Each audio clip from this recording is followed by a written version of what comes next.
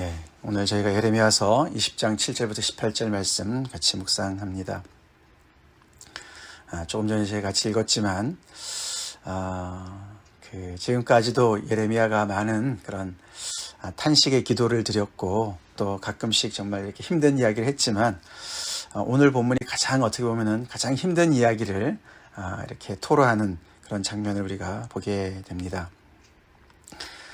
오늘 예레미야의 모습을 보면 욥이 생각나요, 그렇죠? 욥이 특별히 우리 마지막 부분 14절부터 18절에 내 생일이 저주를 받았다면 그렇게 이야기를 합니다. 그러면서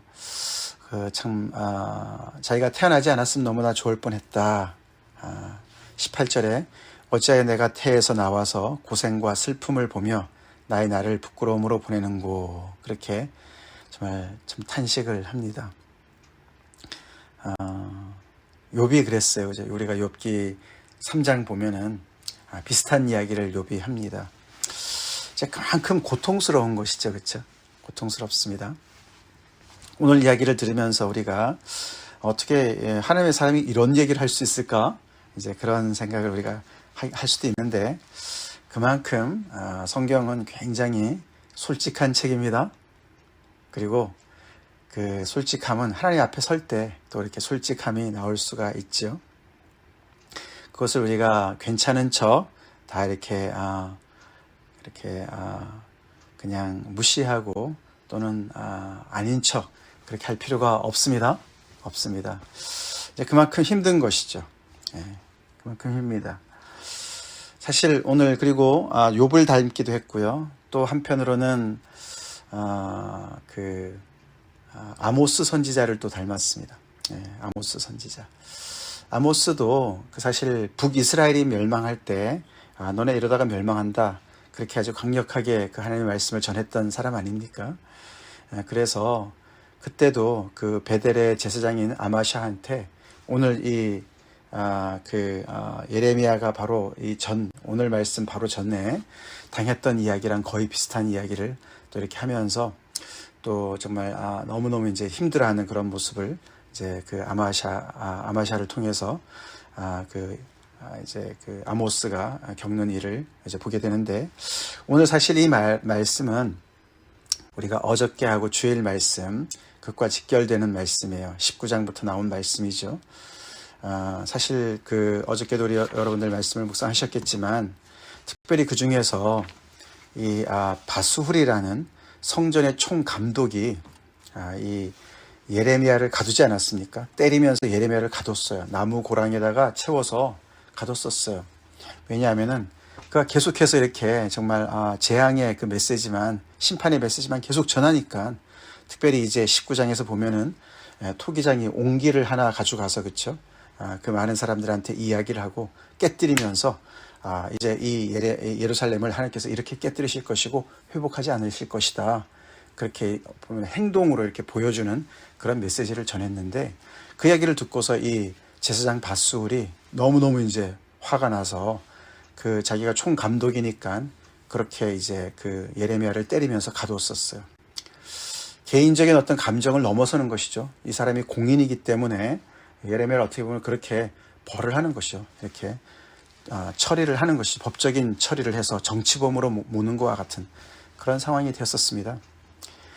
그런 정말 너무나 이제 직접적인 이제 그런 핍박을 받는 상황에서도 예레미야는 절대로 굴하지 않고, 어저께 우리가 20장 3절부터 6절까지 보시면 그 바스훌의 이름을 마골 미사빔이라고 바꾸면서 이 백성들한테 하나님께서 어떤 심판을 행하실 것이고, 또 바스훌이라는 그 사람, 제사장, 그 사람한테는 또 개인적으로 어떤 일이 벌어질 것인가를 그렇게 정말 대담하게 하나님의 말씀을 전했었습니다. 그렇죠? 그러면서 그동안에 계속해서 북방의 그런 세력들이 올 것이다, 북방의 왕이 올 것이다 라고 얘기했는데, 어제 이제 몇 절입니까? 몇 절이죠, 여기가? 4절에 보시면은, 2장 4절에 보면 드디어 바벨론 왕의 손에 넘겨질 것이다. 너네가 다 칼에 정말 쓰러지고 또 잡혀갈 것이다. 바벨론의 왕의 손에 잡혀갈 것이다. 처음으로 이제 등장해요. 북방의 세력이 이제 드디어 바벨론 왕이라고 이야기를 하면서 그 지금까지 얘기했던 모든 것들이 어떤 그 정말 이 예루살렘에 하나님께서 쏟아부으시는 그런 심판의 메시지를 아주 그냥 너무나 이제 담대하게 전했었습니다. 이제 그러고 나서 나오는 내용이에요. 그런 면에서 이제 또 엘리야를 닮았다고 볼 수가 있어요. 선지자 엘리야. 엘리야가 그 갈멜산 산에서 그쵸? 그 바알 선지자들하고 그렇게 대결을 해서 큰 승리를 거뒀는데도 그 이후에 이세벨이 그 여왕이 왕비가 그쵸? 그를 죽인다 그랬을 때 그가 너무너무 이제 영적으로 디프레스가 되어서 그냥 도망치지 않습니까? 그러면서 로뎀나무 아래 가서 하나님 저를 죽여주세요. 그렇게 얘기했습니다. 그런 이야기랑 거의 비슷한 오늘 본문이죠. 이제 이렇게 공적인 어떤 그런 그 석상에서는 하나님의 그런 선지자로서 너무나 이런 많은 엄청난 핍박과 그런 정말 위협을, 목숨의 위협을 다 받으면서도 자기의 그런 사명을 잘 감당하고 하나님의 메시지를 전하고 담대하게 전했던 예레미야가 이제 그 자리를 떠나서 하나님과 독대를 하면서 하나님 앞에 서서는 하나님 앞에 엄청난 그런 불만을 토로하는 그런 장면이에요. 그래서 7절부터 13절까지는 하나님 앞에 자신의 어떤 현재 그런 아픔을 이야기하면서 탄원을 하면서 불만을 토로하면서 그러면서도 하나님께서 나를 구원해 주세요. 그런 어떤 기도가 함께 담겨 있는 그런 이야기를 합니다. 그러면서 사실 오늘 그 이야기를 보면은 참 너무너무 예레미야가 안 됐어요. 그렇죠? 저도 이렇게 하나님의 말씀을 전하는 입장에 있는 사람으로서 그 예레미야가 참 이렇게 안 됐다 그런 생각이 많이 듭니다.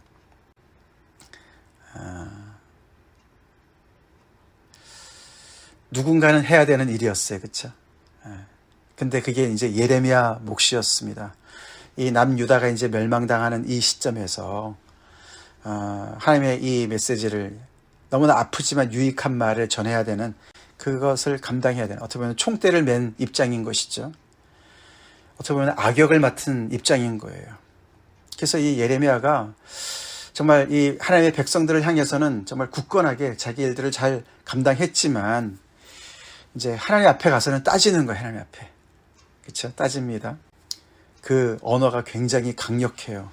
7절 보시면은 여호와여 주께서 나를 권유하심으로 내가 그 권유를 받았사오며 오늘 이 예레미야 매일 성경에 잘 주석을 해놨는데요. 그 권유라는 단어가 그렇게 점잖게 번역을 해서 그렇죠. 이게 여호와께서 나를 속였습니다. 그렇게 표현이 되어 있어요. 나를 속여서 꼬여서 내가 그 꼬임에 넘어가서 지금 이 일을 하게 되었습니다. 이렇게 얘기를 해요. 그러면서 주께서 나보다 강하사 이기셨으므로 내가 이 선지자 일을 하게 되었습니다. 그렇게 얘기합니다. 나보다 강해서 이기셨기 때문에 하나님께서 나를 폭력으로 그런 표현이에요. 그게 또 번역을 제대로 하면은 하나님께서 나보다 힘이 세시니까 내가 이길 수가 없어서 나를 그냥 짓누르셔서 사실은 그보다 더 강력한 표현이 됩니다. 이게 나를 어뷰즈 하셨습니다. 아니면요, 나를 허레스 하셨습니다. 더 나아가서는 나를 레이프 하셨습니다. 나를 강간하셨습니다. 이런 표현까지 가능한 그런 강력한 표현으로 하나님 앞에 따지는 거예요. 하나님께서 나를 꼬여서 내 의지랑 상관없이 나를 이렇게 그냥 무력으로 나를 제압하셔서 나를 이 길로 들어오게 하셨습니다. 나를 완전히 이렇게 코를 꿰셨습니다. 그렇게 표현을 합니다. 자, 그렇게 하셨는데 저가 어떻게 됐습니까? 제가 조롱거리가 됐습니다. 조롱거리가 됐습니다. 모든 백성들 앞에 내가 조롱거리가 됐습니다. 그렇게 하나님 앞에 따지는 겁니다. 굉장하죠? 굉장해요. 그래서 이 하나님의 사람들의 그 기도는요, 절대로 점잖지 않습니다. 체면 차리지 않고요, 격식 차리지 않아요. 그렇지만 물론 선은 넘어가지 않죠. 그렇죠? 우리 여기 앞면 14절부터 18절에 봐도 그가 자기의 생일을 저주하고 그 자기의 등남했다는 소식을 전한 그 사람까지는 저주할지 모르지만 부모를 저주하진 않아요. 하나님을 저주하진 않아요. 그렇죠? 어떤 선이 있긴 합니다만 그러나 하나님 앞에 이렇게 정말 적나라하게 표현을 합니다. 그 얘기를 하나님하고 독대할 때 하는 거예요. 그게 기도인 줄로 믿습니다. 정말 하나님 앞에 어떻게 보면 못할 말이 없을 정도로 그렇게 하나님 앞에 기도하는 거예요. 그러면서 내가 조롱거리가 되었고 사람마다 종일토록 나를 조롱합니다. 왜냐하면 제가 입을 열 때마다 파멸과 멸망을 선포하니까 왜 그들이 그렇게 안 하겠습니까? 라고 얘기하는 거죠. 그렇죠? 그게 하나님께서 저에게 주신 말씀이고 사명이니까, 소명이니까 제가 정말 그런 대우를 받고 있습니다. 그래서 내가 종일토록 치욕과 모욕거리가 됩니다. 그러면서 그렇게 나를 대우하는 사람들에 대한 불평도 되지만 그런 나를 이렇게 가만히 두십니까? 왜? 그래서 하나님께 따지는 얘기예요. 하나님께서 저를 이렇게 부르셨으면, 이렇게 저를 정말 권유하시고 강하게 이기셔서 나를 부르셨으면 뭐 한 자리 하게 하시든가 뭐 영광스러운 자리로 저를 이끄시면 모르겠는데 이렇게 완전히 조롱과 치욕과 모욕거리만 받게 하시고, 하나님은 어떤 때는 정말 함께 하시지 않는 것 같기도 하고, 앞에서 1장에 보시면 그죠? 나를 정말 노성벽같이 그렇게 단단하게 할 것이다. 내가 너를 책임질 것이다. 그렇게 정말 약속은 해주셨지만 나를 그냥 내버려 두신 것과 같은 그런 정말 상황입니다. 하나님. 그렇게 강력하게 앞에 따집니다. 그래서 내가 더 이상 내가 하나님의 말씀을 선포하지 않을 거다. 내가 하지 말아야지. 입을 열기만 하면 이제 그런 저주의 메시지가 나가니까 하지 말아야지. 그러면 또 뭐가 문제입니까? 내 마음이 불붙는 것 같아서 골수에 사무치니 답답해서 견딜 수가 없습니다. 그래서 이러지도 저러지 못하는 상황을 토로합니다. 마음이 불붙는다는 얘기는 뭡니까? 그게 예레미야가 사는 이유인 거예요. 그 일을 안 하면 안 되는 거예요. 못 살겠어요. 그래서 말은 또 전해야 돼요. 전하면 또 그렇게 엄청난 그런 치욕과 모욕거리를 정말 당하고 조롱거리가 되는 거예요. 웃음거리가 되는 거예요. 그래서 너무 괴로운 상황을 토로합니다. 사람들이 얘기합니다. 예레미야를 정말 사방의 두려움의 존재로 이렇게 대한다라고 얘기하죠. 나는 무리의 비방과 사방의 두려움을 들었나이다. 그러니까 예레미야가 전하는 메시지가 정말 엄청난 그런 저주의 메시지이기도 하지만 그 바로 앞에 아까 말씀드린 그 바수울과의 그런 대결에서 너의 이름을 마골 미사빔이라 할 것이다. 그 마골 미사빔이라는 그 이름의 뜻이 뭐냐면은 사방으로 그런 두려움, 그런 뜻이에요. 두려움에 쌓였다, 그런 뜻이에요. 너의 이름이 마골 미사빔으로 바뀔 것이다. 너가 그렇게 지금 내가 전하는 말이 정말 하나님의 말씀이 아니고 이 나라를 정말 이렇게 정말 어려움에 처하게 하는 그런 저주의 말이다. 그래서 이렇게 나를 때리고 가뒀는데 너의 인생이, 그리고 이 모든 이 나라의 그런 정말 그 미래가 마골 미사빔이 될 것이다. 온 사방에 두려움으로 가득 찰 것이다. 그런 메시지를 전했는데 그 백성들은 거꾸로 보는 것이죠. 예레미야를 그렇게 보는 거예요. 예레미야, 너가 그렇게 얘기했지만 너의 인생이 바로 그렇다라고 얘기를 하는 겁니다. 그러면서 우리를 고소해라. 우리도 너를 고소할 것이다. 그렇게 맞불을 놓는 것 같이 그렇게 얘기합니다. 그러면서 내 친한 보초차도 내가 실족하기를 기다리고 그를 이겨서 원수를 갚을 것이다. 이렇게 얘기를 한다. 고향 사람, 아나도 사람들도 그렇고 친한 친구들도 그렇고 계속해서 그를 정말 이렇게 다 이제 원수로 이렇게 생각하면서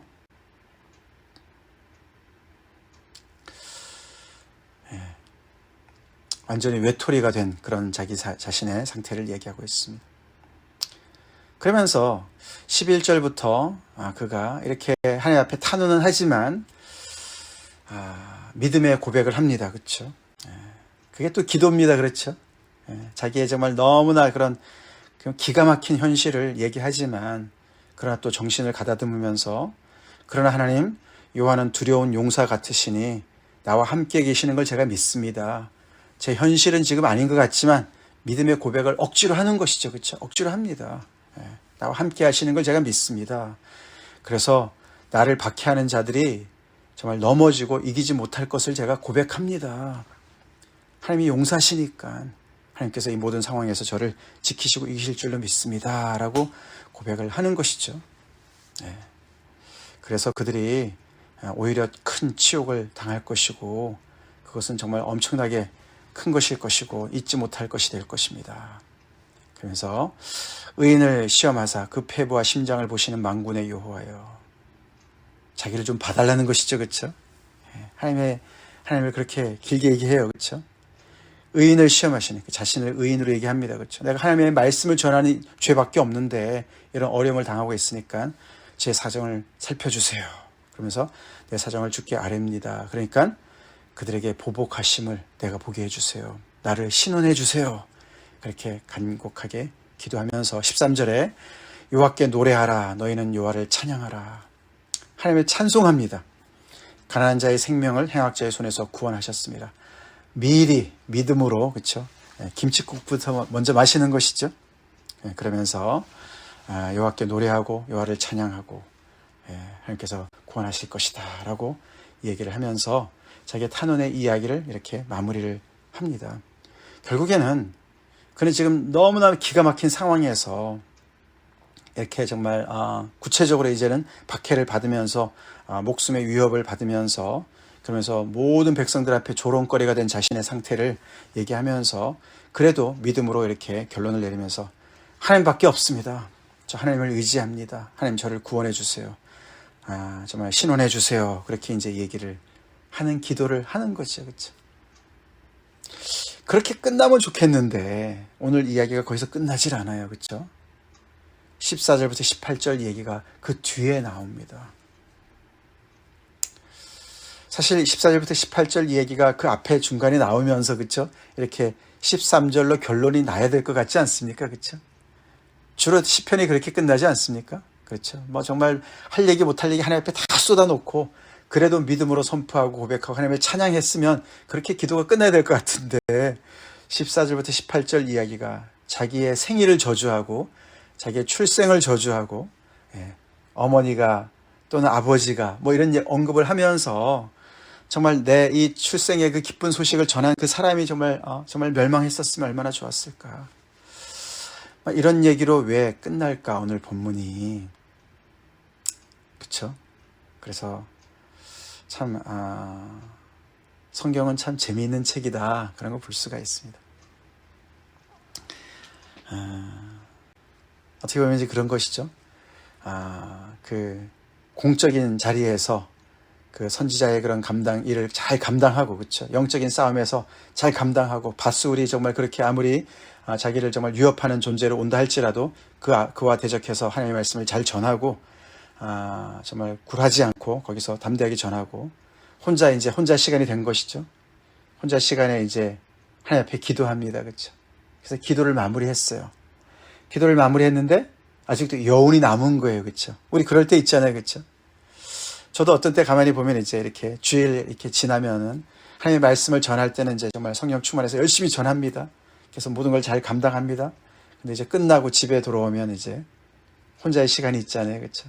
물론 이제 아내랑 같이 있긴 하지만 혼자 있을 때 어떤 때는 정말 굉장히 이렇게 정말 이렇게 영혼이 빠져나간 것 같이, 정말 그런 생명이 빠져나가는 것 같이 이렇게 정말 쇠진할 때가 있죠, 그렇죠. 탈진할 때가 있죠.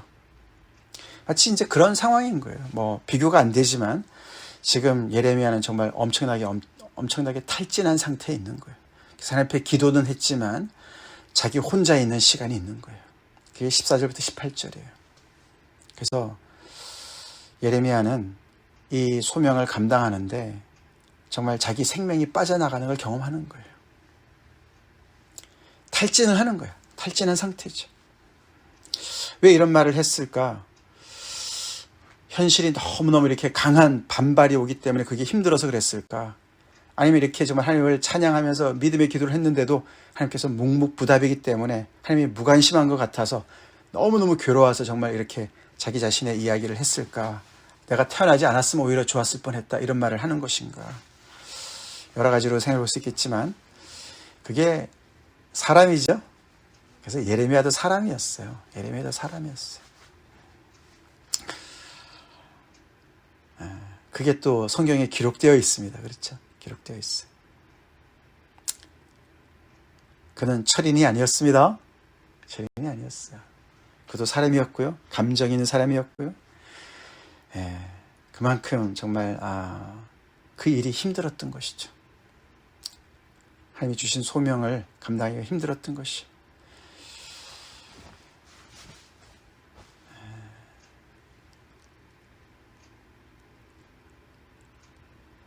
이런 오늘 말씀을 우리가 묵상하면서